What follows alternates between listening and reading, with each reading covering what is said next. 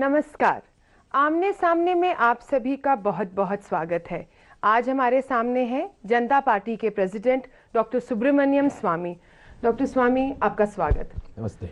सबसे पहले मैं आपके अभी इस हफ्ते में एक 9 फरवरी को एक ट्वीट आपने किया था, जिस दिन ये कर्नाटका में जो मंत्री पोर्न देख रहे थे उसका वो पूरा स्कैंडल ब्रेक हुआ कि कांग्रेसी सिब्बल जैसे जो ये सब कह रहे हैं वो ये देखें कि पीसी उज़्बेकीज़ के वहाँ कितना पैसा जाता है। एक क्लैरिफिकेशन के लिए पूछ रही हूँ। सिब्बल ने कहा कि बीजेपी को एंटरटेनमेंट के लिए यही है और कुछ नहीं है। तो मैंने कहा तुम अपना घर देखो। पी चिदम्बरम के बारे बहुत कहानियाँ हैं दिल्ली में, जिसको मैंने वेरीफाई भी किया है। उनके दफ्तरों में महिलाओं का क्या हाल होता है और जर्नलिस्ट जो फीमेल जर्नलिस्ट हैं दिल्ली में उनके साथ क्या होता है। लेकिन आपके अलावा कभी और तो नहीं सुना। किसी और को हिम्मत नहीं है। और एक गलत अंग्रेज़ों के ज़माने से एक संस्कृति चल रही है कि ये पर्सनल मामला है।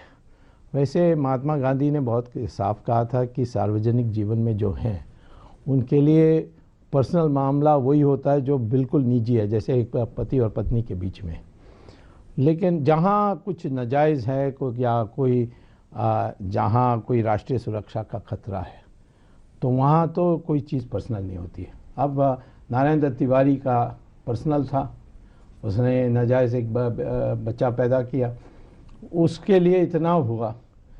अब चिदम्बरम होम मिनिस्टर हैं और यदि ये बात सच है कि उज़्बेक से वो इंपोर्ट करते हैं अपने कंपनी के लिए, यानी अपने मनोरंजन के लिए और जो भी, तो फिर मैं समझता हूँ कि ये राष्ट्रीय सुरक्षा का सवाल है। एक डायरेक्टली आप एक्यूज कर रहे हैं उनको। जी। Do you have the proof to back it up?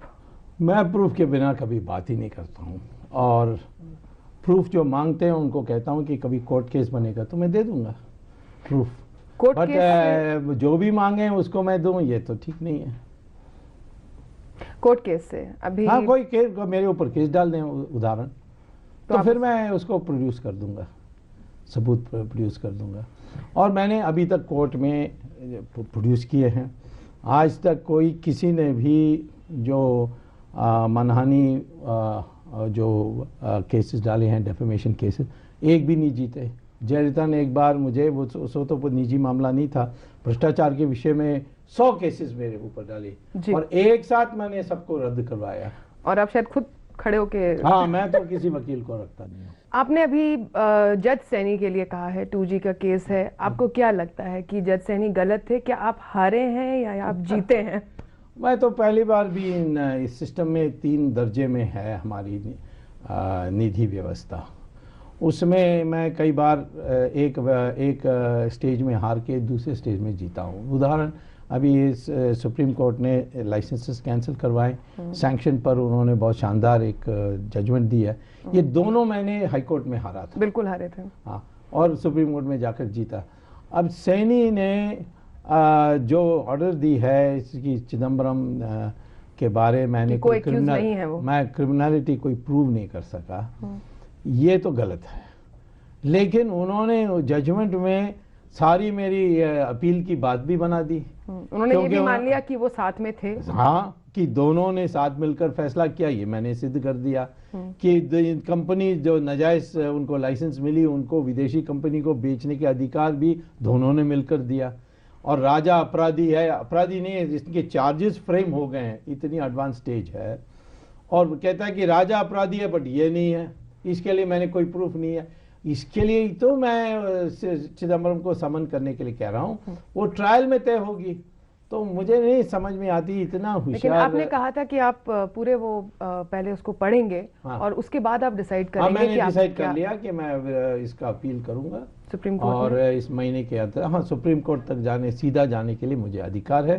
क्योंकि जो ओरिजिनल ऑर्डर मेरे इसमें दी थी जब मैं पहले गया था, तो सुप्रीम कोर्ट ने कहा था कि ऐसे केसेस में जहां आप ट्रायल कोर्ट से सीधा हमारे पास आने चाहते हैं, हम आपको ये ऑर्डर देते हैं कि आप कोई भी हाई कोर्ट में नहीं जाएगा, सीधा हमारे पास ही आएगा। तो उस प्रावधान में मैं सीधा चले जाऊंगा। और आपको क्या लगता है सुप्रीम कोर्ट आपको सपोर्ट करेगी? मैं अभी तक तो सुप्रीम कोर्ट ने इतनी मेरे केसेस पर अच्छे ऑर्डर्स दिए हैं, और यदि वो कोई ऐसा फैसला दे जो मेरे पसंद की नहीं है तो मैं स्वीकार कर लूँगा। परंतु मुझे आश्चर्य होगा यदि सुप्रीम कोर्ट इसमें सैनी का ठुकरा कर, क्योंकि सैनी ने तो एक प्रकार से आधा तो मेरा काम कर ही दिया है, मान के साथ काम कर रहे हैं। हाँ, ये बहुत बड़ी चीज़ है। अब मैं इतना ही कहूँगा कि अच्छा ठीक है, मैंने सबूत नहीं दी कि वो क्रिमिनलिटी है तो जांच कराइए, उसको भी अधिकार था। वो भी सुप्रीम कोर्ट ने मेरी याचिका पर कहा था कि ट्रायल कोर्ट तय करे कि सीबीआई की इंक्वायरी होनी चाहिए कि नहीं। तो सैनी को निश्चित तौर पर ये करना चाहिए था। लेकिन as of now home minister, prime minister, कोई भी 2G स्कैम में अंडर स्क्रूटिनी नहीं है। नहीं, ऐसा नहीं है। अभी तो एक ही स्टेज पर चिदम्बरम बचे हैं, आगे नहीं बचे। Any personal animosity with him?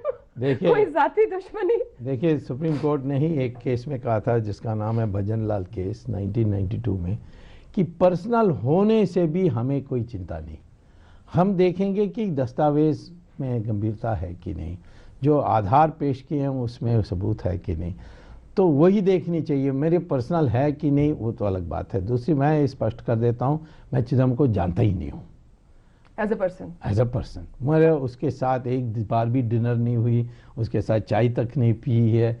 इतना ही था कि उन्होंने एक दिन ऐलान किया था कि जब मैं हार्वर्ड में प्राध्यापक था वो मेरा स्टूडेंट था। अब वो मेरा स्टूडेंट होता और मुझे याद नहीं है तो इसके माने आपने ये कहा कि वो अच्छा स्टूडेंट नहीं था? नहीं होगा। Harvard Swami, Harvard has voted कि जो उनके आप समर सेशंस में आप लेक्चर्स देते थे 2, वो आप नहीं देंगे। डू यू रिग्रेट कि आपने वो आर्टिकल लिखा? मैं क्यों रिग्रेट करूं? हार्वर्ड को रिग्रेट करना चाहिए कि मेरी सेवा नहीं प्राप्त होगी उनके लिए।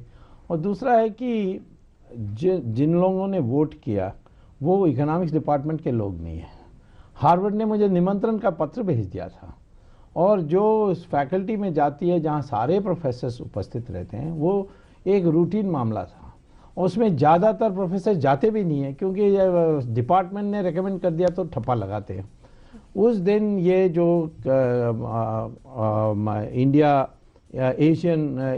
एशिया डिपार्टमेंट और ये कंपैरेटिव रिलीजन डिपार्टमेंट, ये सब लोग जाकर कोरम लगभग 1 या 2 लोगों से बनाई, और मेजॉरिटी वोट, वहाँ भी मेजॉरिटी वोट से उन्होंने रद्द करवाई कि ये कोर्सेज नहीं देना चाहिए। क्योंकि मैंने इंडिया में एक आर्टिकल लिखी। क्या लिखा था आर्टिकल? मैंने एक लिखी थी कि आतंकवाद को समाप्त करने के लिए हमें क्या करना चाहिए।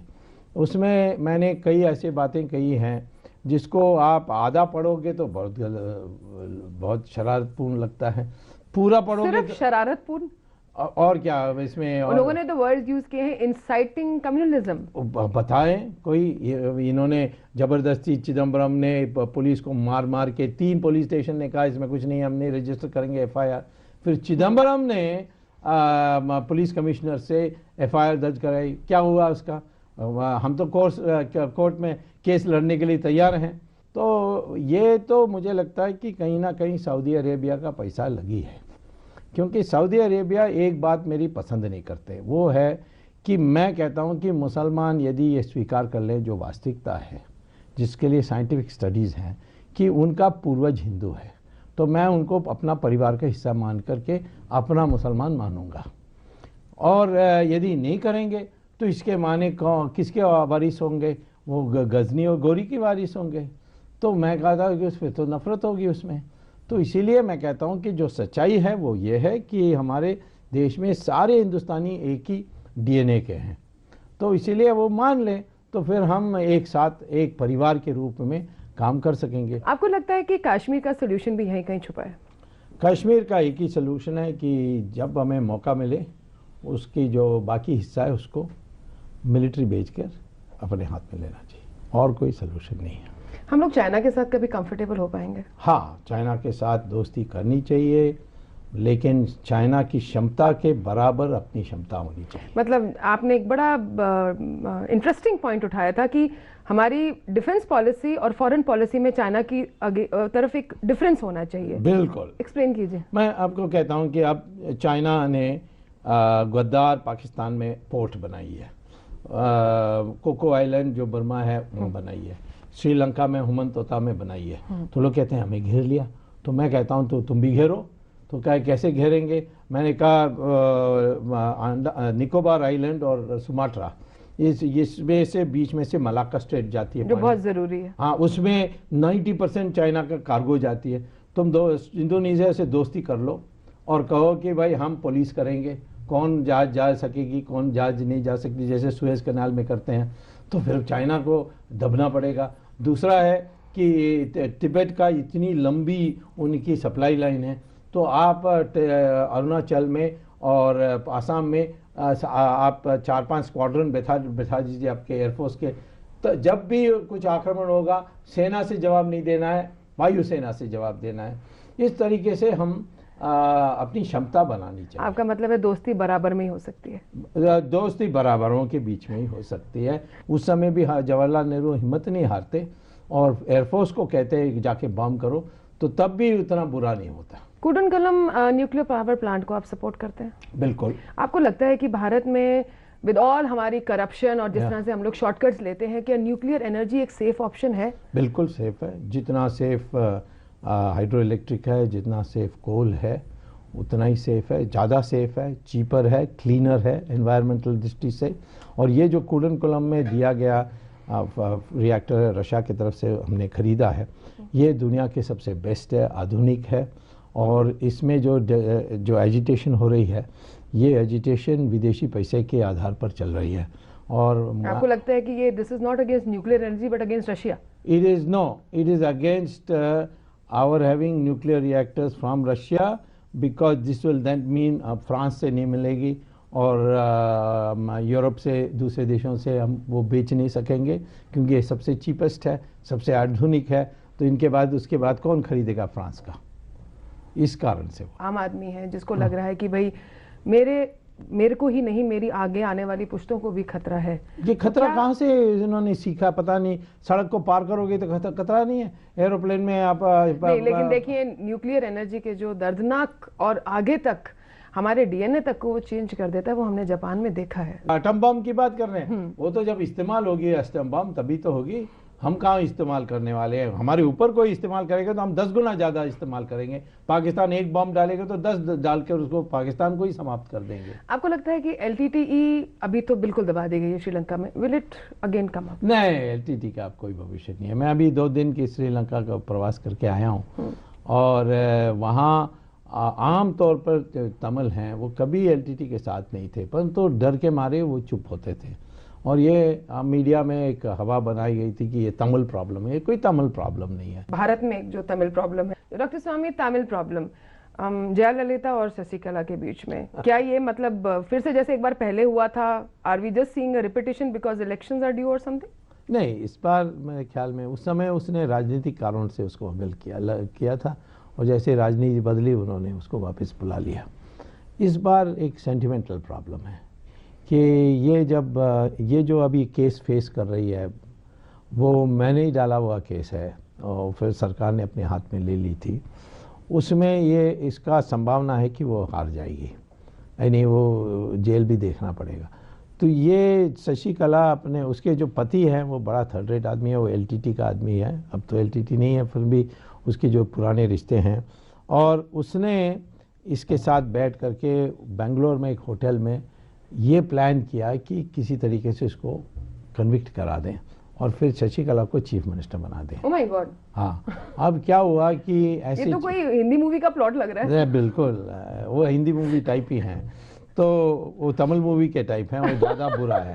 हाँ, तो क्या हुआ कि ये वहाँ पुलिस ने इसको टेप कर दिया और इसको इंटेलिजेंस रिपोर्ट दिया, उसको टेप तो नहीं दिया। फिर इसने यहाँ आपने लोकली इसको टेप करवाया और आज मैं समझता हूँ कि कोई संभावना नहीं है कि कभी हाँ है। और अच्छा हुआ है, क्योंकि जयललिता अकेला एक बहुत बुद्धिमान व्यक्ति है और उसको राष्ट्रवाद का उसका एक जज्बा है, उसकी फीलिंग्स हैं, तो इसीलिए वो अकेले हो जाएंगे तो सुधर जाएगी।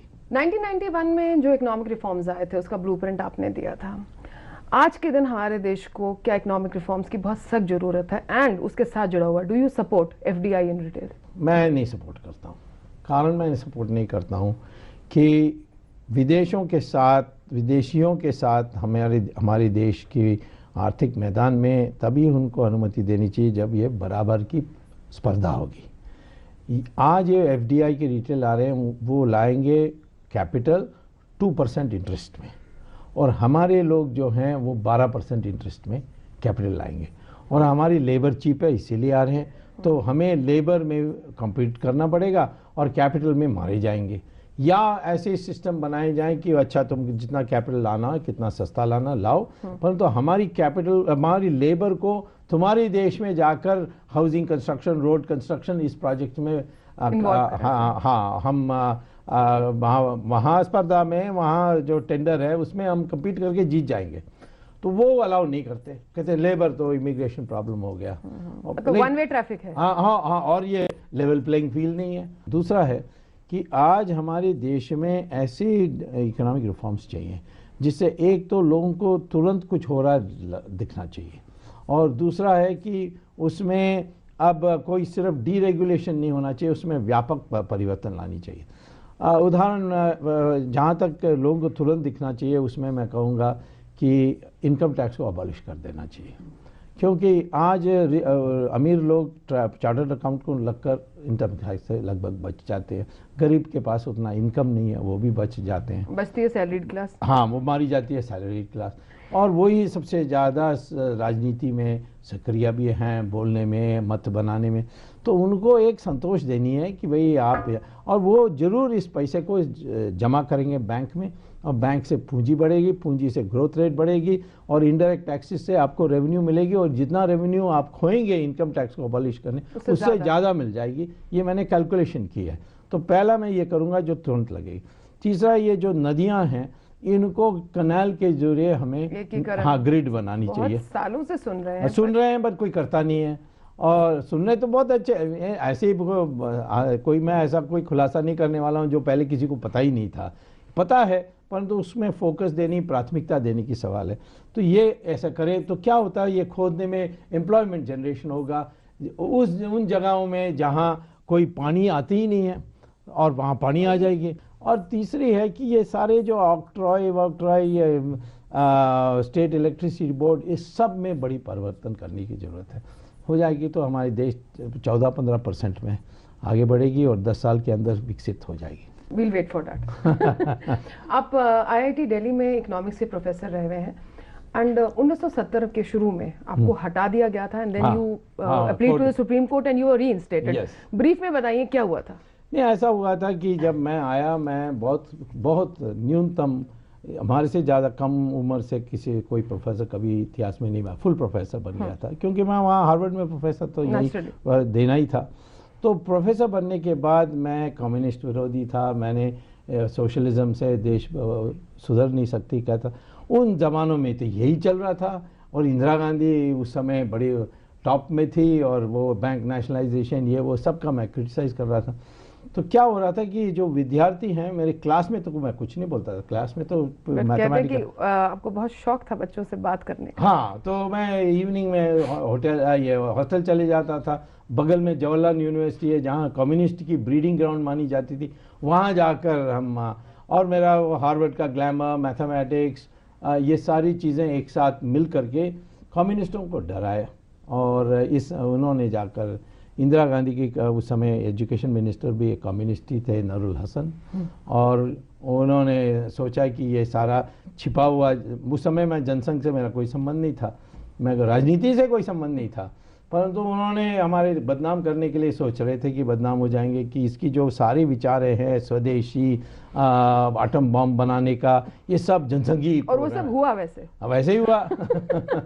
और आखिर में मैं जो भी मैं कहता था वही हुआ। लेकिन उन्होंने सब मिल करके मुझे डिसमिस कराया। डिसमिस करने के 4 साल के बाद जनता सरकार आई, और मैं उसी बॉडी का, बोर्ड ऑफ गवर्नर्स जिसने मुझे डिसमिस किया, उसका मेंबर बना मैं, और सारे जो लोग मुझे डिसमिस किया सबको डिसमिस कर दिया मोरारजी देसाई ने। तो इसीलिए फिर हम कोर्ट में जीते 22 साल के बाद, लेकिन उस समय कैबिनेट मिनिस्टर था, तो मैंने एक दिन प्रोफेसर रहा, फिर मैंने रिजाइन कर दिया। आपने गांधी परिवार, कांग्रेस के जो प्रेसिडेंट हैं, उनकी from Sonia Gandhi sisters to her son in law, सबके लिए आपने कुछ ना कुछ है, बट आप कह चुके हैं कि मैं प्रूफ के बिना कुछ नहीं कहता, तो हम लोग ये प्रूफ कब देखेंगे? ये प्रूफ जैसे चिदम्बरम का मामला खत्म हो जाएगा आप देखेंगे, स्टेप बाय स्टेप। हाँ, क्योंकि मैं तो निजी व्यक्ति हूँ, मेरे पास कोई सीबीआई नहीं है, ईडी नहीं है, और मुझे वही कोर्ट में जाकर और यहाँ इन मामलों में जहाँ तक चिदम्बरम हो या सोनिया गांधी हो, तो सीबीआई तो डट के उनका सपोर्ट करती है, तो इसीलिए मुझे पर आपको नहीं लगता, क्योंकि आप ये चीजें बहुत पहले डिक्लेयर कर देते हैं बार बार, तो कहीं ना कहीं क्रेडिबिलिटी डाउन होती है? नहीं, क्रेडिबिलिटी नहीं डाउन होती है। यदि मैं सिद्ध करते जाऊं, मैंने पहले कहा राजा को अंदर भेजूंगा, भेज दिया, कन्नीमोरी को भेजूंगा, भेज दिया, मारण को भेजना चाहिए, भेजूंगा, और भेज रहे हैं, अभी 1-2 हफ्ते में चले जाएगा, ये चिदम्बरम भी चले जाएं। अभी तक तो हमने मद्रासियों को भेजा है। आगे मुझे तिहाड़ जेल के बावर्ची कंप्लेंट आई है कि वो कहते हैं कि ये सब मद्रासी भेज रहा है, सब मसाला डोसा मांग रहा है। मैंने कहा कल किसी इटालियन को भेजूंगा तो पिज्ज़ा बनाने के लिए पड़ेगी उनको, तब क्या होगा। एनीवे, मैं ये कहता हूँ कि हमने तो शुरू से कहा, हर बात यही उसी समय यही कहा गया, कोई निजी मामला है, करुणानिधि का स्वामी ब्राह्मण है इसीलिए वो दलित के खिलाफ है, स्वामी महिलाओं के खिलाफ है, इस तरीके से 1000 बातें कही गई, परंतु जो मैं हजम कर सकता हूँ उसी को कर सकता हूँ। एक आखिरी सवाल, आपकी फैमिली है, उसके अंदर एवरीबडी, मतलब not only just caste, I will say community and religion and nationality लोग हैं, how do they take it जब आप बात करते हैं हिंदू राष्ट्र की, और उन्होंने वहाँ मंदिर तोड़े हैं तो हम यहाँ मस्जिद तोड़ दें? आपकी फैमिली का क्या मतलब व्यू होता है? पहले तो बहुत पहले से उनको पता है कि ये स्वामी एक बार मन बनाएगा तो हम कोई बदल नहीं सकते। दूसरा है कि एक फैमिली में फीलिंग है कि मेरा नीयत खराब नहीं है, क्योंकि जब भी अन्याय हुआ मैं खड़ा हो गया। मुसलमान है, हाजिमपुरा में बड़ा नरसंहार हुआ, कोई बोले नहीं। उस समय मैंने आमरण अनशन करके, इंक्वायरी दिला करके एक राहत पहुंचाने की रास्ता मैंने खोली। तो मेरे परिवार में तो कोई, वो जानते हैं कि स्वामी को कोई सुधर नहीं सकता है। इस बहुत अच्छे सेंटेंस के साथ कि स्वामी को कोई सुधार नहीं सकता, आपकी इजाजत लेना चाहेंगे। Thank you.